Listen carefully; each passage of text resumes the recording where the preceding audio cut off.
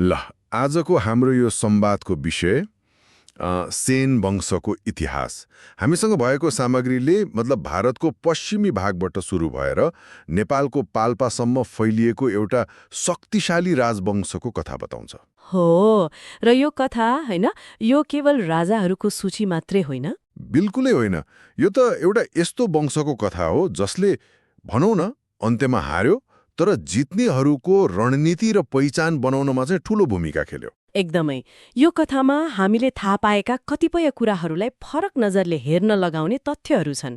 जस्तै विक्रम सम्वतको सुरुवात, अनि काठमाडौँको नारायण हिटीको नाम कसरी रह्यो, र नेपाल एकीकरणमा यो वंशको अप्रत्यक्ष तर कति महत्त्वपूर्ण भूमिका थियो भन्ने कुरा। त्यसो भए यो यात्रा सुरु गरौँ है त। सामग्रीले हामीलाई प्राचीन भारततिर लैजान्छ, तर कथाको सुरुवात एउटा एकदमै अनौठो ठाउँबाट हुन्छ, काठमाडौँको नारायण हिटीबाट। यो नामको पछाडि सेन वंशका एक प्रारम्भिक राजा विक्रमसेन, जसलाई विक्रमादित्य पनि भनिन्थ्यो, जोडिएका रहेछन्। यो कुराले त मलाई साँच्चै चकित बनायो। हो, यो सम्बन्ध सुन्दा अलिक अनौठो लाग्छ। हामीले हेरिरहेको सामग्रीले के देखाउँछ भने विक्रमसेनले उज्जैनलाई राजधानी बनाए पनि आफ्नो प्रभाव नेपालसम्म विस्तार गरेका थिए। यही क्रममा उनले काठमाडौँमा एउटा नारायणको मन्दिर बनाए, अनि त्यो मन्दिरको ठिक मुनि पानीको धारा, जसलाई नेवारीमा हिट्टी भनिन्छ, त्यो पनि बनाए। ए, माथि नारायण तल हिटी।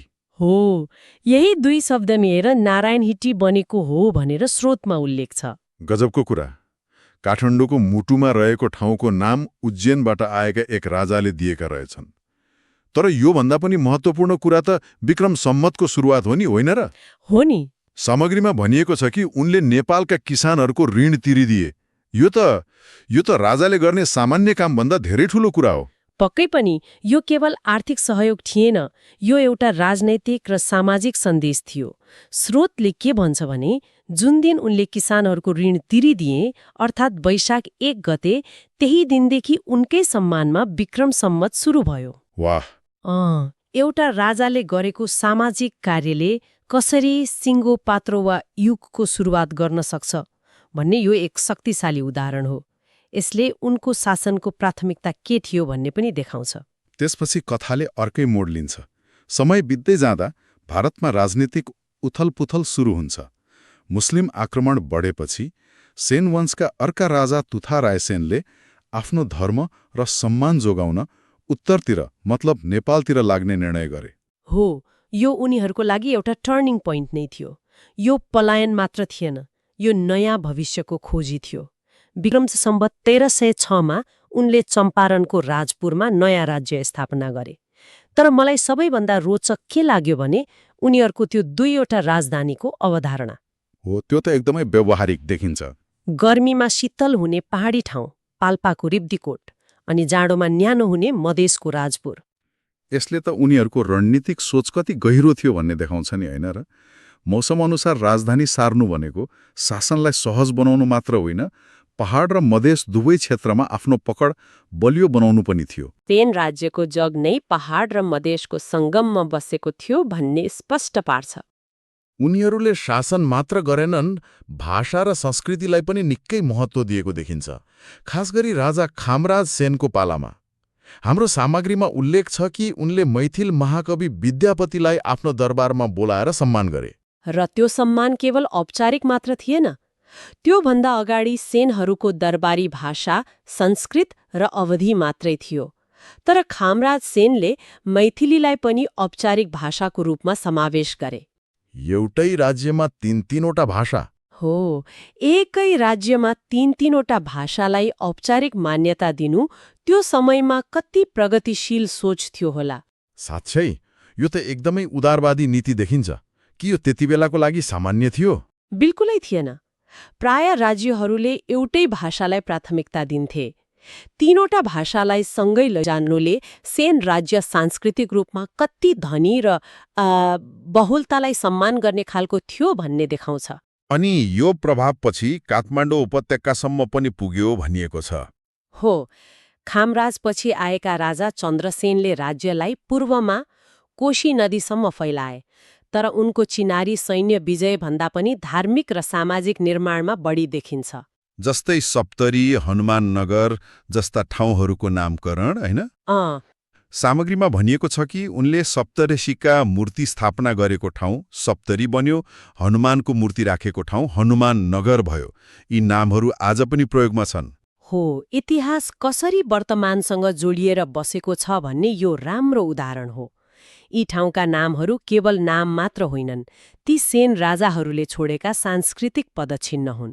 ल, अब सेन वंशको त्यो शिखरमा पुगौँ जहाँबाट उनीहरूको साम्राज्य सबैभन्दा विशाल देखिन्छ। म कुरा गर्दैछु मणिमुकुन्द सेन प्रथमको, जसलाई स्रोतले चक्रवर्ती राजा र विश्वमा सङ्घीयताका प्रथम प्रयोगकर्ता जस्तो ठूलो उपमा दिएको छ। उनको सैन्य विस्तार साँच्चै नै प्रभावशाली थियो। उनले खस र मगर समुदायलाई सेनामा सङ्गठित गरेर एउटा शक्तिशाली फौज बनाए। उनको राज्य पूर्वमा ब्रह्मपुत्र नदी नजिकको जलढक्कादेखि पश्चिममा काश्मीरको श्रीनगरसम्म फैलिएको थियो। एउटा सानोतिनो साम्राज्य थिएन। तर जित्नुभन्दा ठूलो कुरा त जितेको ठाउँमा शासन गर्नु हो। यहाँनिर उनको शासन प्रणाली, जसलाई स्रोतले सङ्घीय भनेको छ, त्यो साँच्चै चाखलाग्दो छ। हो, एकदम। उनले जितेका राज्यहरूलाई पुरै नियन्त्रणमा लिएनन्, बरु पाल्पाको अधीनमा रहने र वार्षिक कर तिर्ने शर्तमा पुरानै राजालाई शासन गर्न दिए। हो, आजको भाषामा यो एक प्रकारको सङ्घीय वा अर्धस्वायत्त मोडेल थियो भन्न सकिन्छ। तर यहाँ एउटा महत्त्वपूर्ण प्रश्न उठ्छ। के? स्रोतले उनलाई सङ्घीयताका प्रथम प्रयोगकर्ता भने पनि के यो प्रणाली साँच्चै बलियो थियो त? यो त महत्त्वपूर्ण प्रश्न हो, किनभने हामीलाई थाहा छ उनको मृत्युपछि यो विशाल साम्राज्य तासको घरजै ढल्यो। यसले के देखाउँछ? के यो प्रणाली नै कमजोर थियो वा यो केवल एकजना शक्तिशाली र करिश्मा भएको नेतामा टिकेको थियो?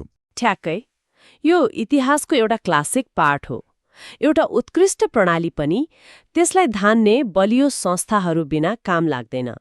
मणिमुकुन्द सेन आफैमा एउटा संस्था थिए। जब उनी रहेनन्, प्रणालीका कमजोरीहरू छताछुल भए।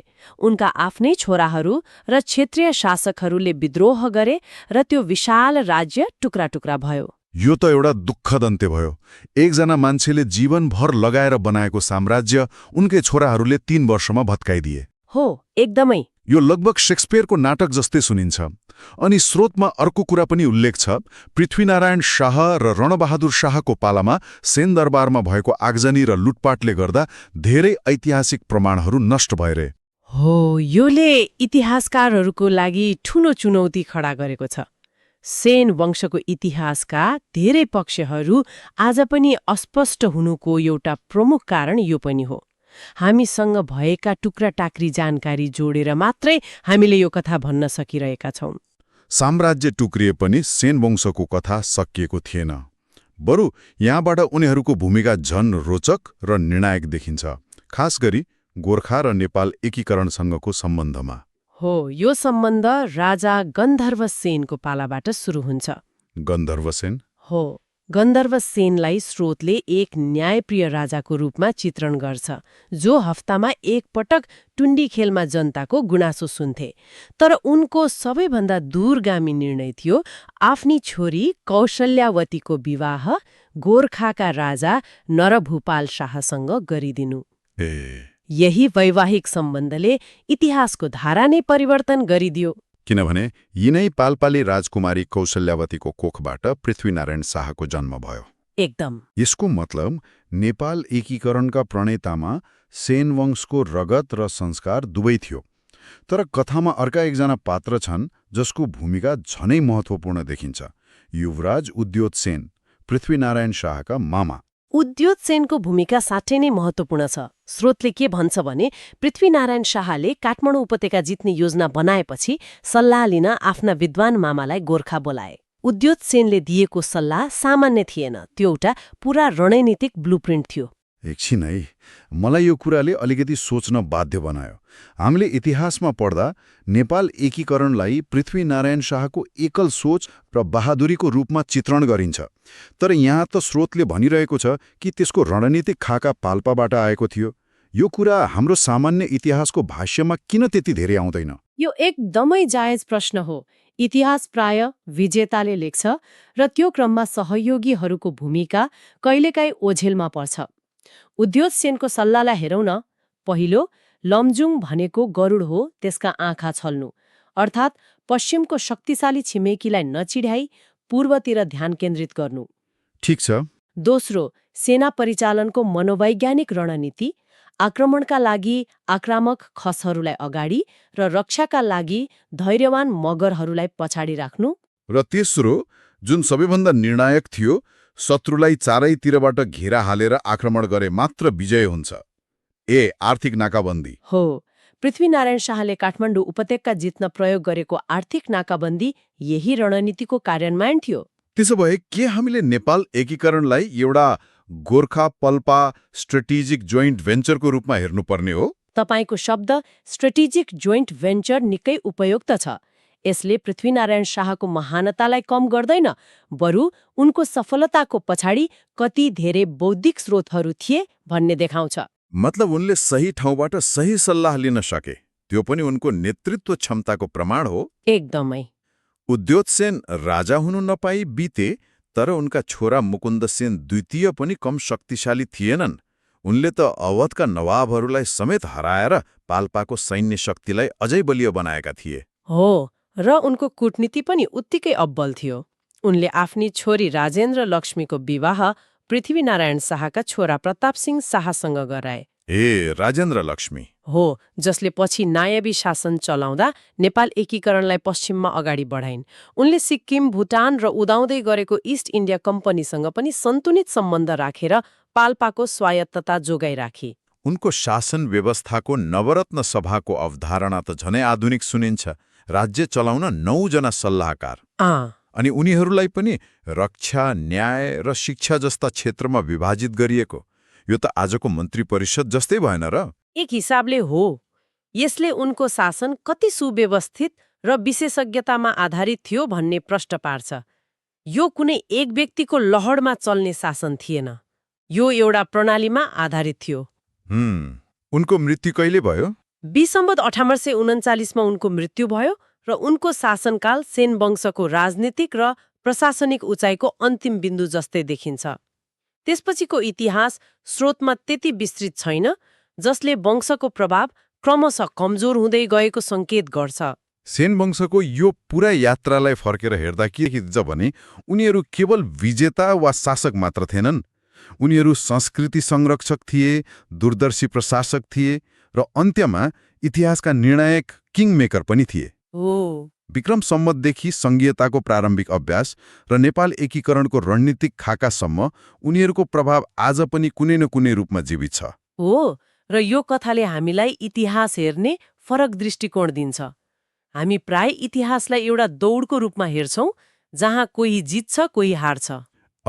तर सेन वंशको कथाले देखाउँछ कि कसरी विलय भएर गएका वा हारेका राज्यहरूको पनि राष्ट्र निर्माणमा ठूलो बौद्धिक, सांस्कृतिक र रणनीतिक योगदान रहेको हुन्छ। साँच्चै यो एउटा निकै गहिरो र विचारणीय कुरा हो। इतिहास भनेको केवल जित र हारको मात्र कथा होइन। र यो संवादको अन्त्यमा श्रोतालाई सोच्नका लागि केही प्रश्नहरू छोडेर जाउँ। हुन्छ। यदि चक्रवर्ती राजा मणिमुकुन्द सेनको त्यो विशाल सङ्घीय राज्य उनको मृत्युपछि नटुक्रिएको भए यो क्षेत्रको इतिहास र भूगोल आज कस्तो हुन्थ्यो होला? वा यदि प्रतिभाशाली युवराज उद्योतसेनको अल्पायुमै मृत्यु नभएर उनी पाल्पाका राजा बनेका भए के नेपाल एकीकरणको स्वरूप नै फरक हुन्थ्यो? यी प्रश्नहरूले इतिहासमा के हुन सक्थ्यो भन्ने सम्भावनाका अनन्त ढोकाहरू खोलिदिन्छन्।